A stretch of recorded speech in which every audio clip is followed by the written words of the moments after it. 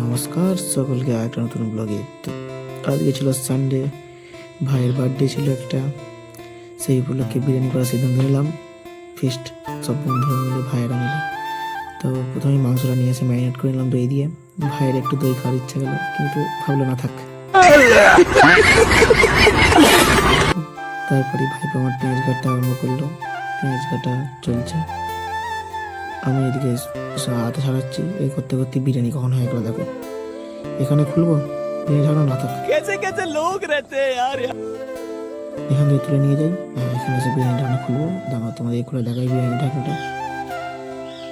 সুন্দর বিরিয়ানি হয়েছে। 90 টাকা প্লেট দেবো, কেউ চাইলে লাগে বলো। খাওয়া হয়ে গেল। এদিকে মেঘ উঠে গেছে, ঘর থেকে ফোন করছে ধান তোলার জন্য। ধান তুলতে হবে। 5 মিনিটের মধ্যেই ঝড় বেশি বেড়ে গেল। ঘর যে পৌঁছায়নি, ঘরে ধান তোলা হয়ে গেছে। আমি গেলাছি মার খাবো শিকড়। ছোটো ছোটো ঘর যাই। চলো দেখা হচ্ছে একটা নতুন ব্লগে। টাটা।